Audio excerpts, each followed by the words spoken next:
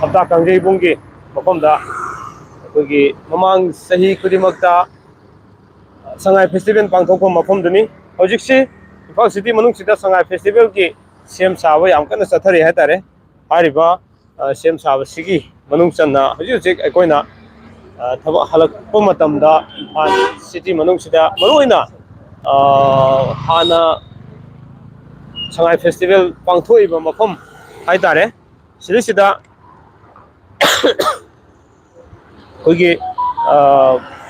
sem sabagi Imphal mayon manung sida sem sabagi thabak yam kana chathabu sigi hadi lambi da lakpata ngahakta ai mayam da uhanjaning dana Imphal manung sida semgat sagat ba singse koi sida leise city convention leire aduga somda MLDC leire lokhe dong aduga jik yam phajana semgat le hatare mafam jiko numidang ki decoration si ko sanyen thong di lak pane sanyen thong di di namho gre tare mafam sida ana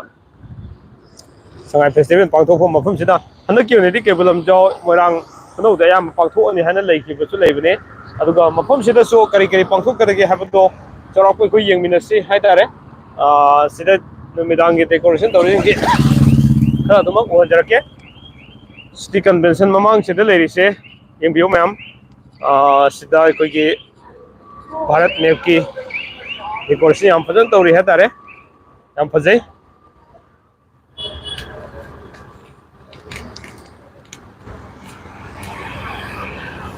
yam fajare mayam city convention mamang ni ko se aduga sum mangyong na Sangai festival mamang sida leiriba phibam se kitang khangminase hatare ko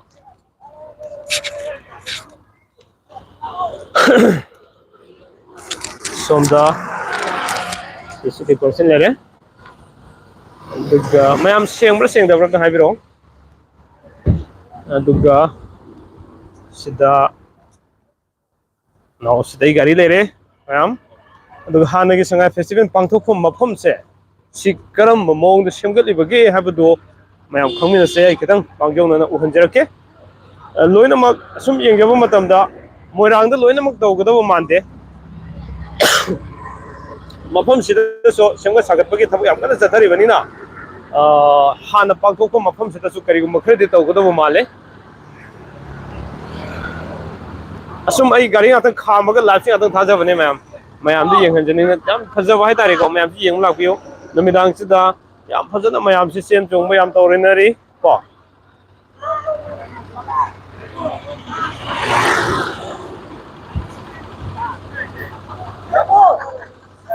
sida hafta kangjei bung da so yam kana semga sagat tawri mafam sida so koi stall ga yonba khotba yam tawgadaba male hatare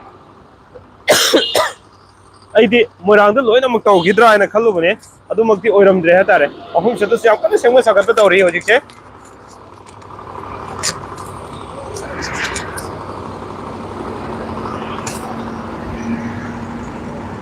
na yam fazai mayam hoi yam fazai ba ori hatare sida mayam su yengbiyo koi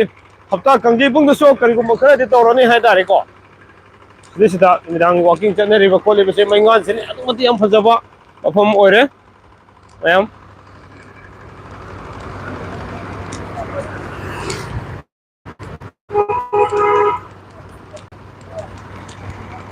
sida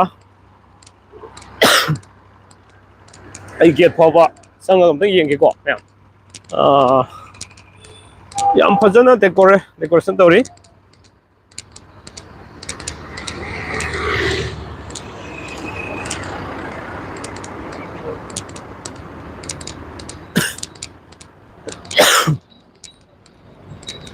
yam mafam si yam fajaba sida adi semga sagaliba mawng matau sing yam fajaman ma sida ngatang gari khamjare haraga mayam da uhanjaning da nai lak matang thajabane hatare ko adu sida so mafam sida so koi kari yam pangthok kadaba yam leiraba male yam semga sagat yam ure hatare ke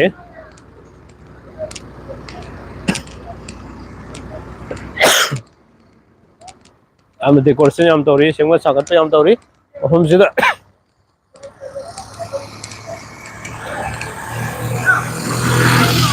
yam tore sengwa sagat manung sida si mamang lere ai manung da changaro ge yam sengwa sagat yam tori hom sida okay yam phajana sengwa khre tare ado Sangai festival manung da so mayam yengminasi ko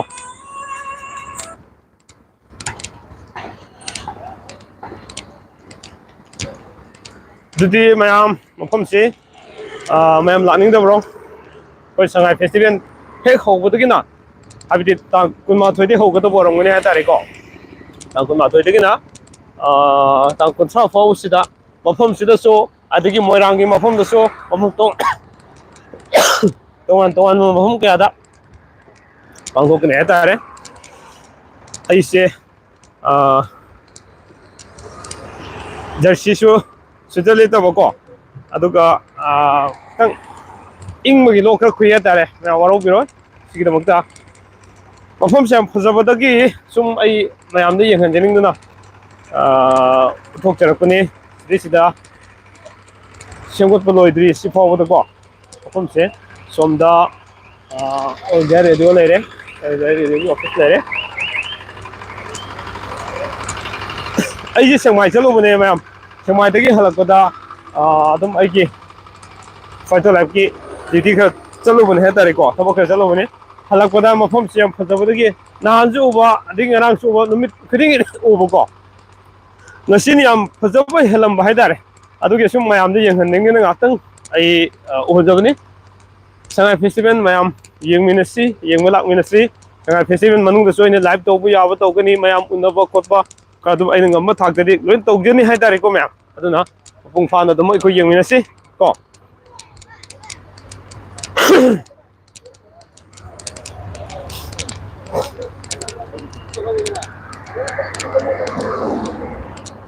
Dudi mayam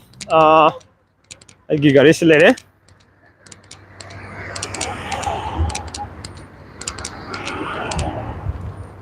gari silere now silere ai gari lere aduna di labji losin jarage mayam thamjarage sida kogi sharp possible lere age sabni narom ni hai doro okay koini saksu sadri mayam adudi Sangai festival namuk narasi ko losin jarage mayam good night everyone good night